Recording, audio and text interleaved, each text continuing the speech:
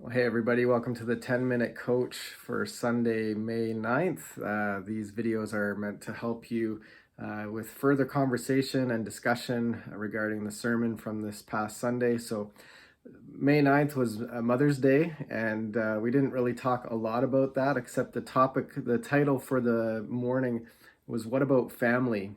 And we've been in this series, A Whole New World, and this whole idea of resurrection and the realities of life after death. So from Easter Sunday on, we kind of went on this theme of resurrection and what does it look like for us to be resurrected? What are the realities of heaven and hell? And then this past Sunday, we talked about what about family and this idea of, what does family look like in the resurrection? So I didn't talk specifically about sort of the eternal impact of family or the eternal realities of family.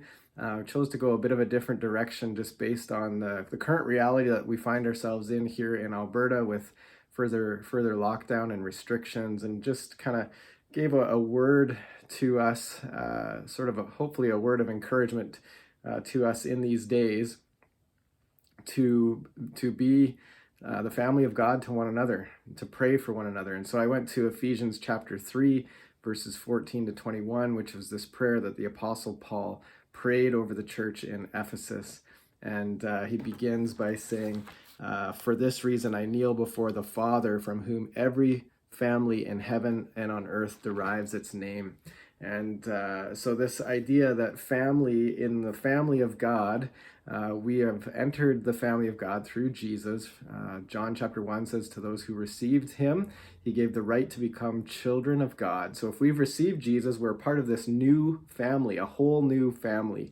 And this is an eternal family. It's a spiritual family. So it's a family that will last for eternity, but it's also a family for the here and now. So the direction I went Sunday was really to help encourage us in these days. How can we be family to one another? We looked at this prayer that Paul prayed over the church in Ephesus that I believe is a prayer for us as well, a prayer for strength and for love and to be filled to the fullness, the full measure of God. And so you might want to talk a little bit about this idea of, what could it look like to really be praying for one another, to support each other in prayer, maybe talking about who are the people that you can be praying for and praying with. And so I'll let you sort of unpack the message, but where I wanted to kind of give you some insight in this video is just some extra things you might want to talk about when you do think about the resurrection reality. Because I didn't really go there too extensively on Sunday, here's a couple other places you might want to go when you're asking this question: what about family as it relates to resurrection? So in Mark chapter 12, verses 18 to 27, the Sadducees come to Jesus and give this scenario of a man marries a woman, and then the man passes away, and so the next in line, the brother, he marries the woman, and then there's 7 brothers. They all end up dying, and so the next brother marries this widow. And the question at the end of it that the Sadducees asked is, at the resurrection, whose wife will she be, since the 7 were all married to her at one time? What will it look like in the resurrection? And so Jesus gives this very interesting response, and I'd encourage you, go there, Mark chapter 12, verses 18 to 27, and look at Jesus' response and talk about this idea of, what about family in the resurrection? What will that look like? And then even more specifically, look at who God is in Jesus' response. This idea of the eternal God is the God of the living, not the dead, is part of this response. So you might want to dive into that. Jesus refers to Moses at the burning bush. So there would be another passage of scripture you could go to, would be Exodus chapter 3, and look at this interaction that God has with Moses, and how God says, I am the God of Abraham, the God of Isaac, and the God of Jacob. I'm not the God of the dead, but I'm the God of the living. What does this mean? This resurrection reality and this idea of the family of God, both in the here and now and for eternity. So I'd encourage you to kind of talk about that a bit with your group or your family or whoever you're talking to, or talking about this passage with. And then again, just this idea that family, resurrection family, God's family, is both a here and now reality and a eternal reality, right? It's like this already not yet. We're part of the family of God, which is an eternal family which will last beyond the grave. But it's also this idea of what could that family look like in the here and now. And that's, again, coming back to the passage that I talked about on Sunday, Ephesians chapter 3, verses 14 to 21, and this prayer of, praying these eternal realities into our experience today. And I'd encourage you to kind of, talk with, if you're with a group or a family, talk about this idea.